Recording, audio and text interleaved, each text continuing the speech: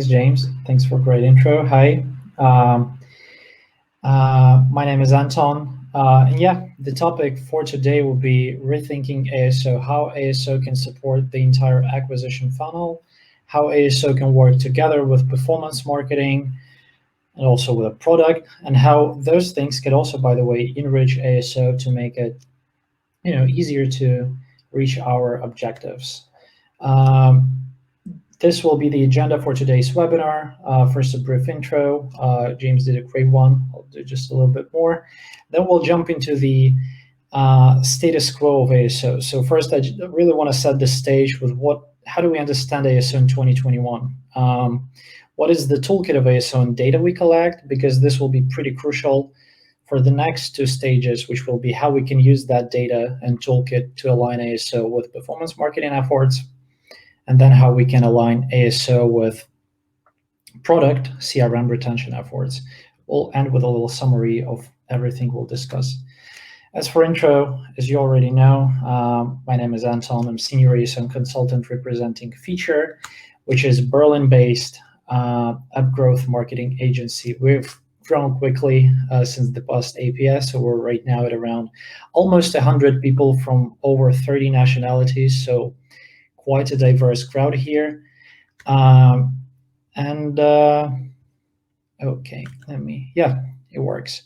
If you're unfamiliar with Feature and what we do, what stands behind that kind of app growth agency thing, we do the following services. So we do ASO, we do retention and CRM, performance marketing, obviously, subscription optimization, and sort of more general growth consulting for things which do not really fall into any of those buckets. To the right-hand side, you can see a select list of kind of some of the coolest clients we worked with. But without any further ado, let's jump into the status quo. So in 2021, I know it's a very simple question, but like, what do you think about when you say ASO right now? Let's say you hire a new person into your team. What do you think this person will be doing? I know, be free to share it if you have like a chat thing or comments, but I think you'll share something around, category rankings, keyword optimization, visibility optimization, testing, and conversion rate optimization, maybe looking at like ratings and reviews sometimes. This is in general how ASO is understood. In fact, I did a little surfing and collected some of the quotes. So as you can see, people identify ASO as optimizing mobile apps to rank higher in App Store search results from Neil Patel. This kind of aligns SEO and ASO very closely to things like ASO being a tactic improving apps visibility in an app store, process of improving visibility and increasing conversion rates, and like a process to generate the maximum volume of organic downloads. All of that is true. In fact, even in our own framework, which is ASO Stack, which was developed in Feature, you can see that we outlined goals of ASO in those kind of first two columns as increasing visibility and conversion rate. In fact, people managing ASO, I know that in many kind of publishers, companies, a lot of people managing ASO come from, like, let's say, performance marketing background. For them, ASO is not really kind of day-to-day focus. They manage ASO together with managing, maybe some ads on Facebook, Google, Apple search ads. Sometimes those are people who come from SEO background and manage SEO and ASO being kind of close in that keyword optimization aspect. So pretty often ASO, as I said, is not like a core focus. And because of that, no wonder people focus on the most important and kind of well-known goals of ASO, which is increasing visibility and conversion rate. And while all of that is true, I think that, in 2021, with all the development in mobile growth industry, it's time to kind of reassess that a little bit and actually look at a bigger picture. Because while ASO is indeed a great way to increase organic downloads, I think it's time for us to stop seeing it as that sort of either mid-funnel activity, which is something that is in between of, ads or like brand advertising and actual product, or attributing ASO as one more organic acquisition channel.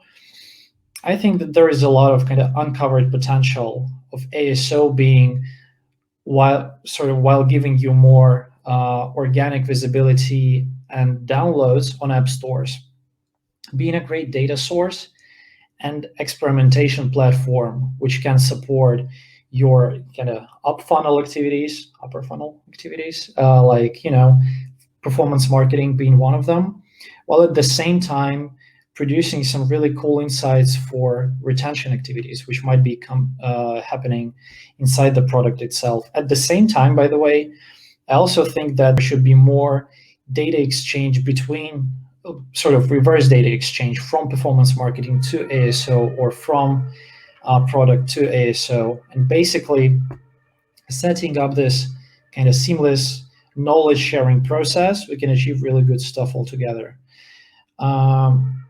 Doing that, sort of how to do that, right? To do that, I would like to first set the stage and actually outline the toolkit we use as ASO specialists, and what data we collect, because that's exactly what enables that kind of next stage of how we should see ASO, while optimizing your visibility and conversion rate on app stores. We get exposed to a wide variety of pretty interesting signals, especially considering that stuff which ASO managers manage, it's sort of the last stage of the acquisition process, and also the first stage in the sort of product experience process. So right before people actually come into the product, the last thing they see is your app store page and all the data we managed to collect from there. So the data we collect is pretty cool. In terms of tools, for people who might be sort of less familiar with ASO, two main tools are obviously consoles, App Store and Google Play. You always have some ASO tool for you, tools like AppTweak, Mobile Action. We have actually our own tool for example, keyword optimization and features called Toaster.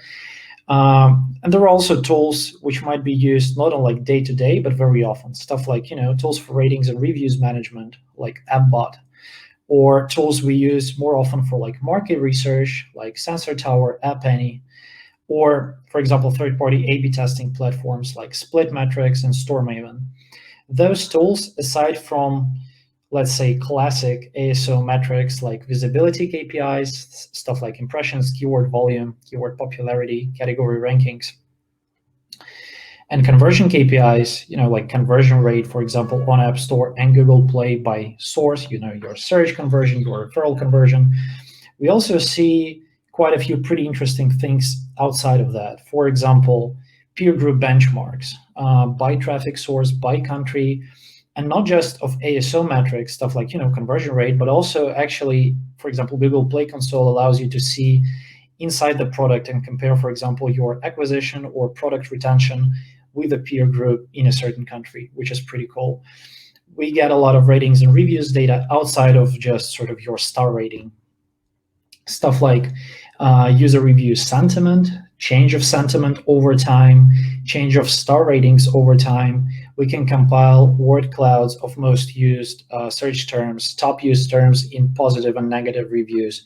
All of that in itself provides a lot of very valuable info. And then also stuff like App Vitals, for example. While we're kind of working in consoles, why not, double check if our kind of non-response rate or crash rate is above or below the threshold. So we managed to collect a bunch of really cool metrics. And I want to say that even metrics which are kind of classic ASO metrics, like, for example, keyword volume, are much more interesting than they appear. For example, how about using keyword volume and just regular kind of conversion rate monitoring in Google Play Console to assess brand power? We had a case recently where we saw kind of gradual decline year over year in client apps performance, in ads. Also, just conversion rate was not really stacking up year over year. And one of our hypotheses was that it might be connected with the decline in sort of brand power.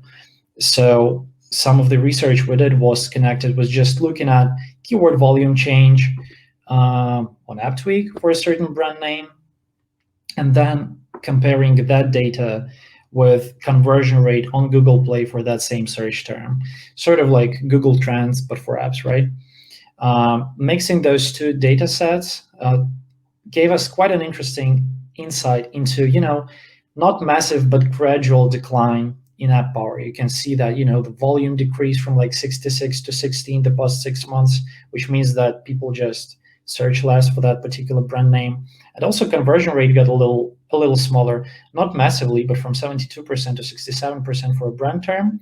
That's something to kind of keep an eye on. Is that the type of data for the marketing team to kind of reassess all the strategy and funnel a lot of money into brand marketing? Probably not. What it is, though, is a pretty interesting indicator and like diagnostics tool for you to notice some higher level changes. It's kind of like an oil lamp in your car. When you see it kind of blinking, it means something's wrong. You need to dig deeper to actually understand what's going on, what should be changed. So in the next two sections, I would like to focus on, as I said, first aligning ASO and performance marketing and actual kind of things we did with our clients which proved successful. And then I'll go into product. If you have any thoughts about that, by the way, if you already was thinking about, aligning your ASO with different teams inside the company, please share that. You can share that in, again, is that kind of comments thing, or you can go to our ASO Stack Slack channel right after and share it there. But the topic in itself is really interesting, and I think we're just starting to see the full potential of ASO. So not pretending here to cover the whole kind of potential, but we'll share the most important and the most important things which we already tried. Starting with peer group referral conversion rate benchmarks on Google Play.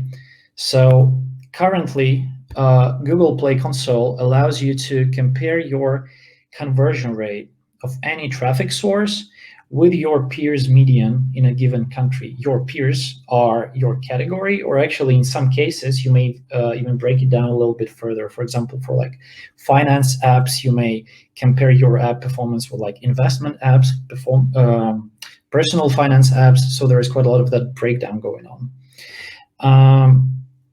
As ASO managers, we actually very often focus on search conversion rate as a proxy of how successful our ASO efforts are, because, well, we do keyword optimization to increase our organic search visibility. Obviously, we're also looking at the search conversion rate. However, I think that for ASO managers, understanding the bigger picture is really important. So for some apps, the share of organic search installs is actually relatively small compared to the search of installs coming from referral traffic, aka just paid ads, basically. This does not just happen to games.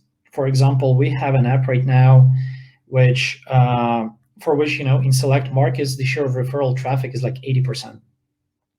And so in such cases, instead of looking at search conversion rate, looking at total and third-party referral conversion rate would be a better guidance. It would actually be the best lever you have to like pull to improve the total impact on business, to improve your total conversion rate and get kind of more installs as a whole, not just through organic channels. A good effect of that would be also that it will improve, hypothetically, your upstream sort of performance marketing KPIs, for example, through establishing that consistency between channels. You might at the end up with kind of better CPIs, lower CPIs, which is cool. So to the right-hand side, you can see it's an actual screenshot from Google Play Console, and this is the app, which has a very good search conversion rate. It's over the median, but their third-party referral conversion rate compared to peer group is pretty weak. What this data gives you is basically an understanding that you need to compare your ads, your ad creatives and your store listing creatives, and try to establish some consistency. Pretty often when we see that and we actually dig into the ads which are running, we see that some elements are just misaligned. from the overall design to messaging to captions used, etc.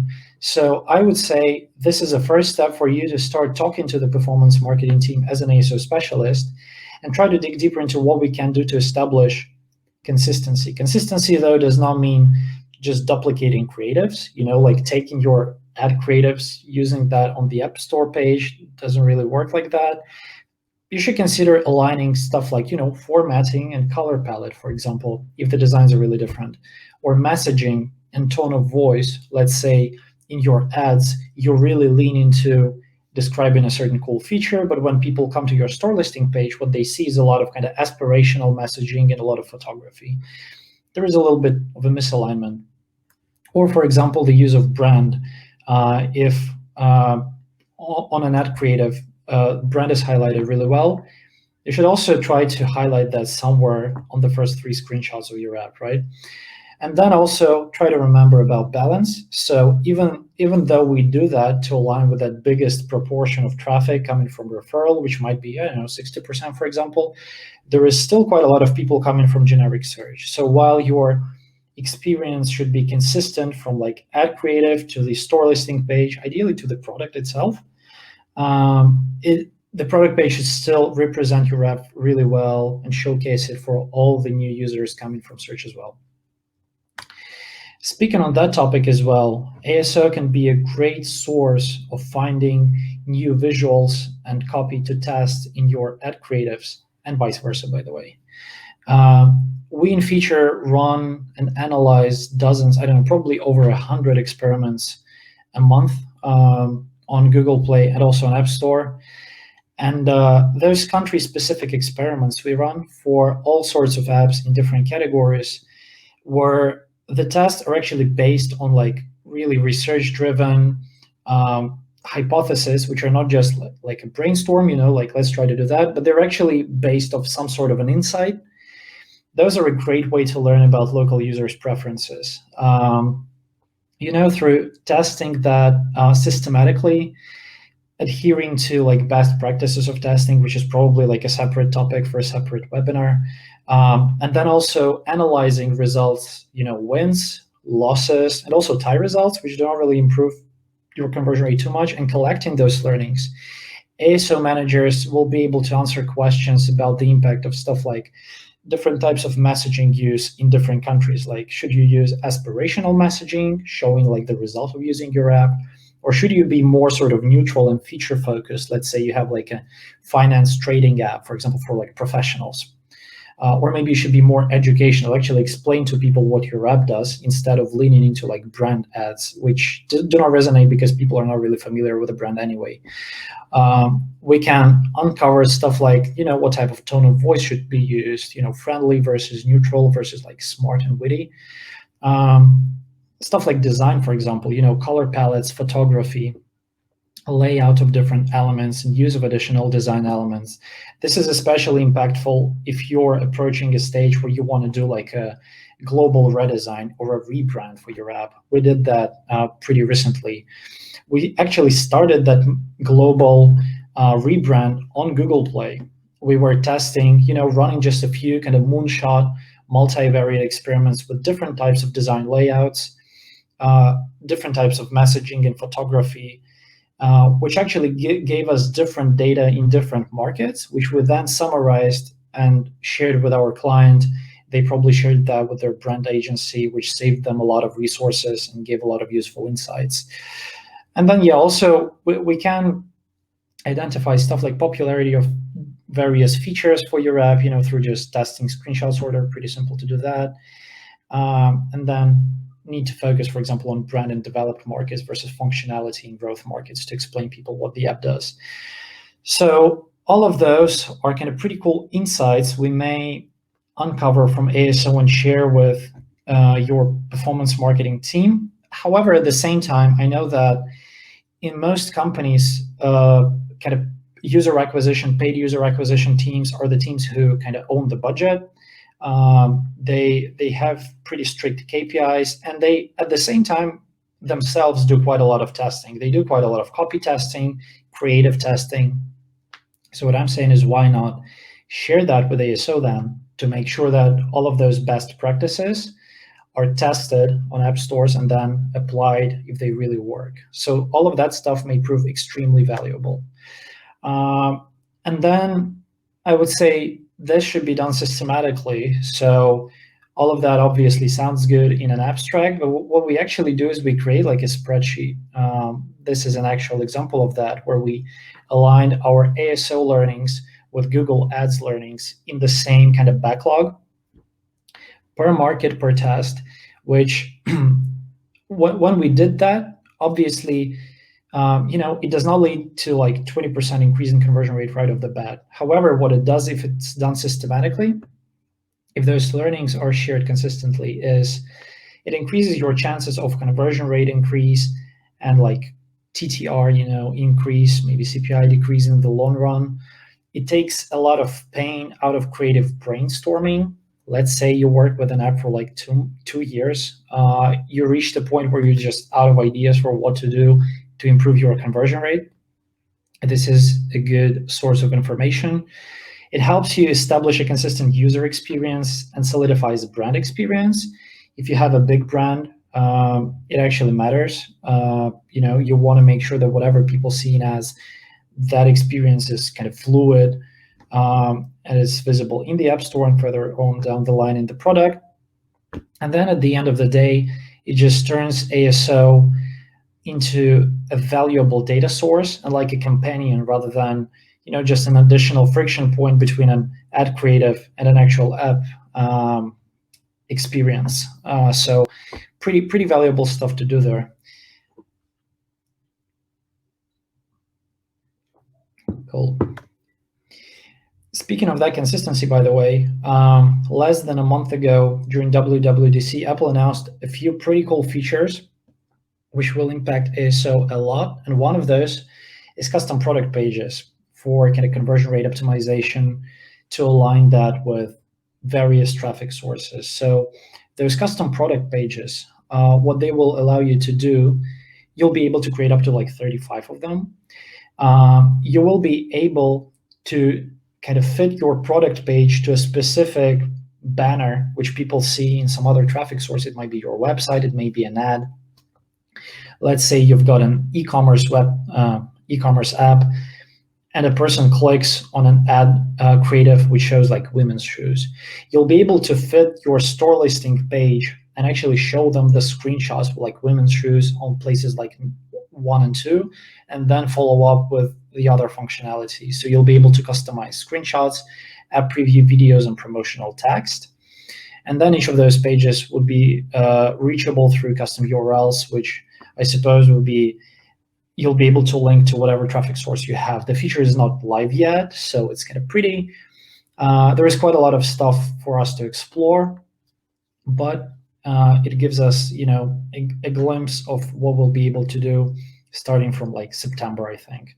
Alongside with that, by the way, they also announced kind of native A/B testing. I'm pretty sure you already heard about that, but if you didn't, you can go to ASO Stack. We've got a great blog post about that, so you can read about ASO-related announcements. And finally, on the topic of alignment of ASO with performance marketing, there is a cool way to align ASO with Apple search ads.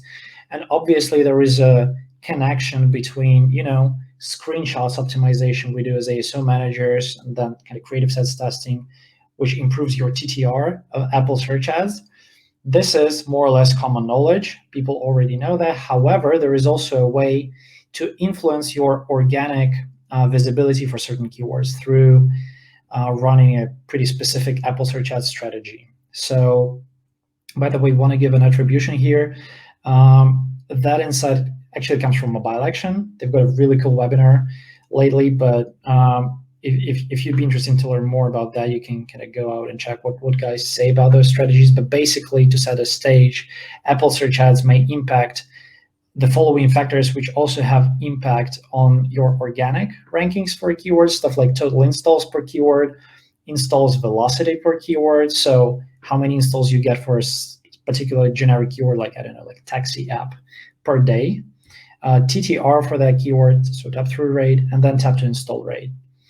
All of those might be influenced through Apple search ads by running Apple search ads campaigns focused on like select keywords. It shouldn't be, all keywords you want to rank for. You should select, I don't know, like 3 to 5 most important ones, and then also align screenshots with those keywords. So if it's a generic keyword talking about, let's say, like story templates, that should be visible in your screenshots as well. Through the mix of those factors, you should be able to increase your organic rankings for a particular keyword. And that might be specifically valuable for, let's say, new apps, which enter a pretty competitive landscape, where it will be very difficult to start ranking high for generic keywords right off the bat because everybody's already kind of optimized. So, setting up an Apple Search Ads campaign with the right structure, choosing keywords with the right keyword volume, TTR, running your bids in the right way will actually determine the success of such strategy. But if you do that right, there is basically a big chance that you'll be able to rank for like 3 to 5 most important keywords for you higher than you do already. If you want to learn more, as I said, check out Mobile Actions blog post right after the session. So that was ASO and performance marketing. Right now, I want to jump to aligning ASO with product and CRM efforts, because there is also quite a lot of interesting stuff there. I think that the most solid kind of bridge between ASO and product we found so far is ratings and reviews. It is like the closest connection between ASO and product. It kind of impacts both. For ASO, what is important to consider is that apps rating and also user reviews influence directly apps visibility. So how high you rank in a category or like for keywords, and also conversion rate on app stores. Obviously, higher star rating visible on your app store page will give you better conversion rate. However, it stems from users' experience from within the app. So it kind of impacts us, but we can't really control it. The advice we usually do kind of the advice we give right off the bat to the clients where we notice that the rating is lower than we think it should be is to optimize in a rating prompt to appear in a what we call like a high volume, low friction, and high happiness moment within the app. This will first of all, this will probably be less friction inside the product, so people will be happier to leave those reviews, but then also we'll end up with happier reviews and more visibility in ASO.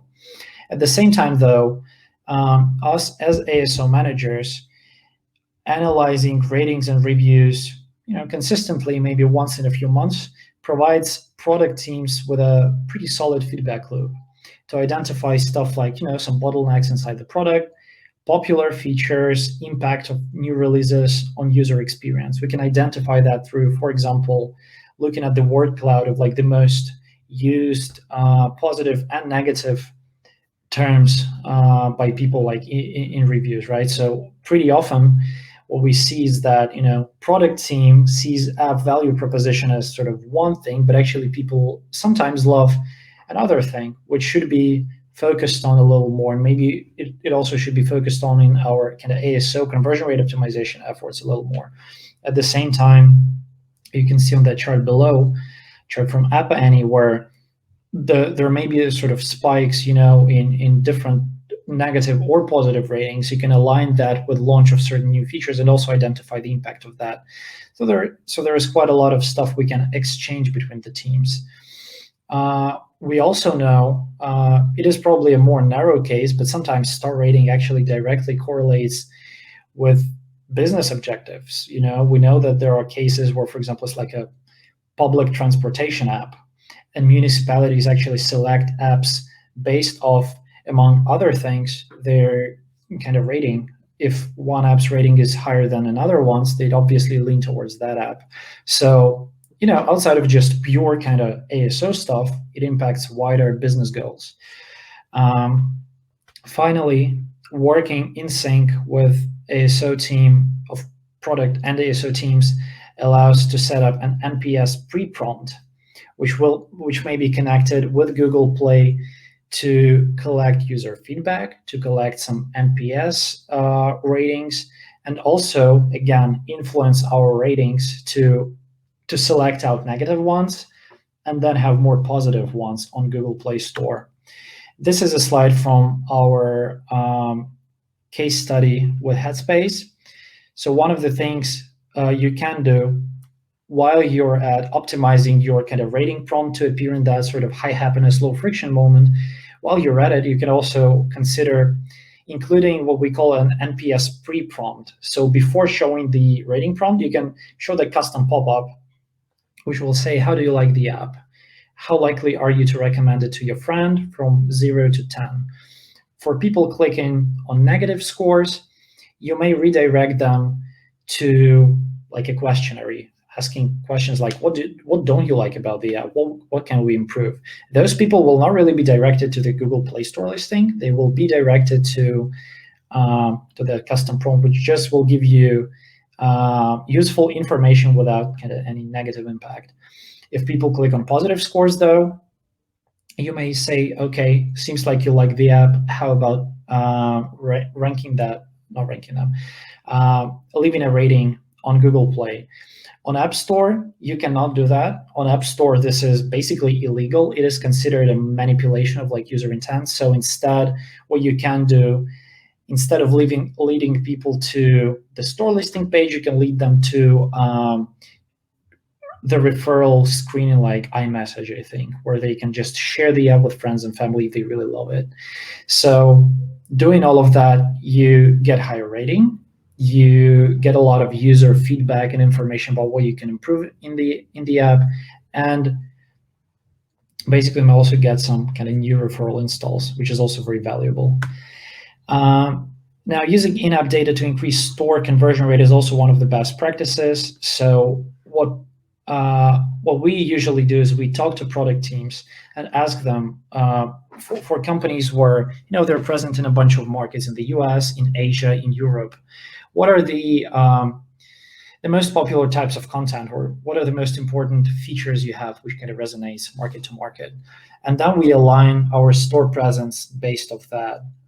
There is an example you can see here from like Sky Sports, where in the UK, they really lean into like football content, but in the US, football is just another sport. So it's outlined together with Formula One, boxing, cricket, stuff like that. Alternatively, though, if the app is new, if the product team did not really yet identify what type of content is popular in different markets, we can test screenshots order. It's a very simple test, but it can help you identify resonating features in different markets, give you directional understanding of what people prefer more. One more hack, which is pretty interesting, is that in Google Play, its functionality actually allows you to kind of test features which are not yet live. Let's say you have a feature which is about to go live, but you want to double check if it resonates with users in like Germany. You may create a test where this feature will be represented as screenshot number 1 or 2, so it's really impactful. And because there is no kind of human reviewer there, it is pretty easy to do so.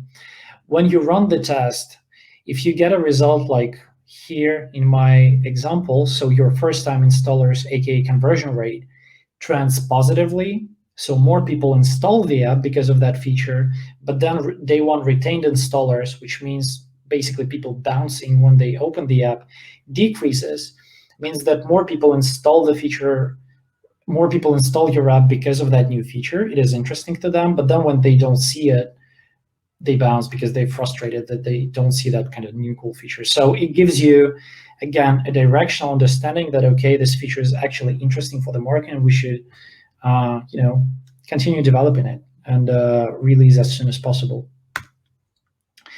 Finally, connecting ASO with product and retention teams, monitoring app vitals to support search, visibility, and conversion rate. App vitals have an obvious impact on user experience. Obviously, product teams monitor that ongoingly. However, they might not know that the decrease in ANR, so non-response rate or crash rate, the decrease below that bad behavior threshold, which you can see here to the right-hand side, this is Google Play Console screenshot. It actually has direct impact on keyword rankings. So if you get below the threshold, your keyword rankings will decrease and less people will find your app. It also has an impact on brand searches, which means that, let's say you have an app, this is just a random example, like free now. Here in the example, people search for free now. What they usually should see is that big search result with the icon, app name, screenshots, pretty easy to convert.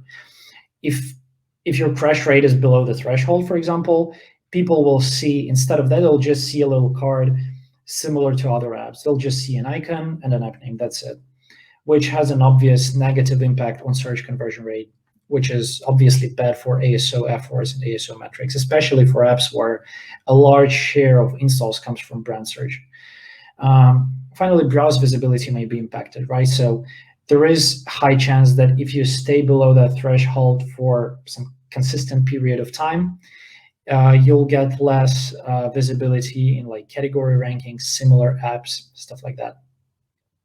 Basically, timely coordination between product and ASO teams will help you to solve those issues in time, preventing basically loss of organic users. And also for the product team, sometimes it may take them some time to notice a certain problem, but us as ASO managers checking the console every day, we may just kind of red flag it to them as soon as possible. They may deal with the problem, we'll be good to go. As a summary, I think that yes, ASO is about increasing apps visibility and conversion rate organically on app stores. However, we should look at it. We should look at the bigger picture. There is a lot of potential to support performance marketing and retention efforts.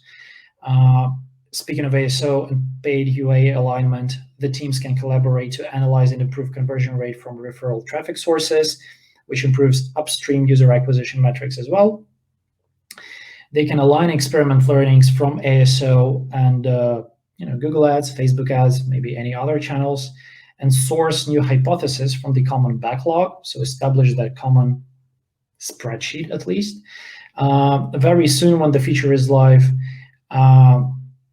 we'll be able to leverage App Store's new functionality to align the store listing page with the ad creative, which is extremely exciting. And we can use Apple search ads to increase rankings for important generic keywords. Speaking of ASO and retention alignment, teams can collaborate to identify room for improvement in product through ratings and reviews analysis, and using those learnings, improve apps rating and thus visibility and conversion rate by optimizing placement of an in-app rating prompt, and also collect user feedback through NPS pre-prompt while we're at it. Use in-app intelligence for increasing conversion rate on app stores, or using App Store kind of information to funnel it to the retention team and tell them which features resonate well in a certain market. And finally, track app vitals, minimize their negative impact on product user experience and ASO metrics. This is it from me for that particular session. If you have a great idea, which I did not really cover, or you'd just like to discuss what we just covered, head off to ASO Stack Slack community. We have like over 4,000 people in there, so pretty exciting place.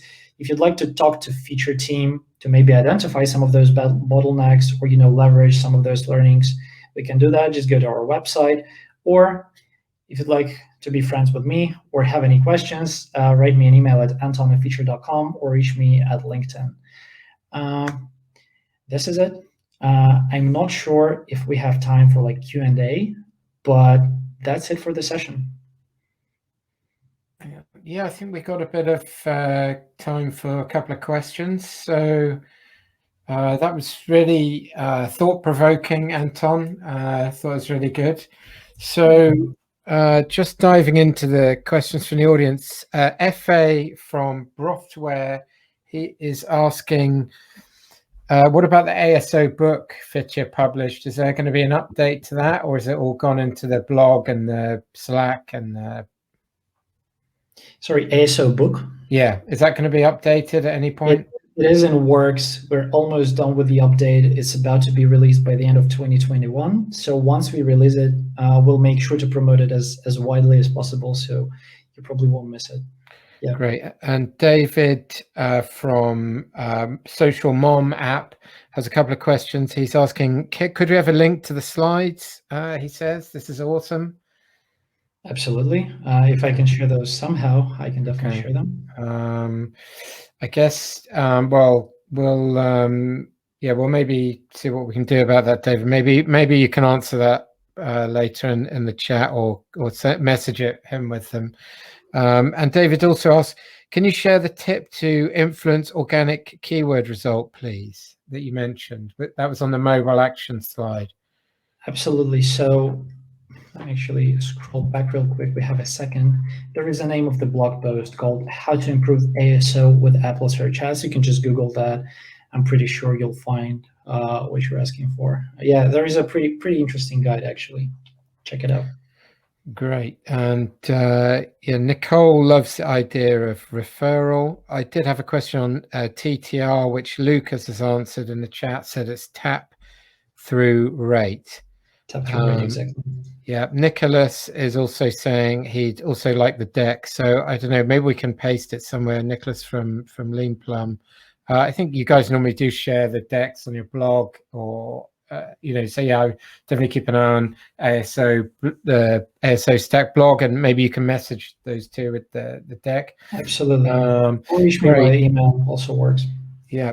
And do you have any tips for working with UA or product teams? You mentioned sharing a spreadsheet seems like a good way of doing it. Are there any other tips? Do you set up a Slack channel? Do you have a weekly meeting? Do you do a workshop or an away day? Yeah, I mean, I would start from the basics, do a meeting, try to create a spreadsheet if it's just sort of sharing knowledge. If you need to break the ice with a performance marketing team, for example, about the stuff which I'm saying about the kind of consistency, what we found is when you show performance marketing teams that kind of third-party referral data where search is doing really good and referrals doing really bad, it kind of makes them think about, increases urgency of dealing with that. So it might be a nice icebreaker, but yeah, start from the basics. Don't need to overthink that, spreadsheet, a Google Doc, maybe like a 15-minute weekly sync. Just try to drive that, week to week. Don't make it slip through cracks. And at the end of the day, you should be successful. Okay, great. Well, I think we are out of time. So thanks, Anton, for joining us today. Hopefully see you in Berlin in person in December. And thanks so much. Thank you as well. Enjoy the rest of APS, guys.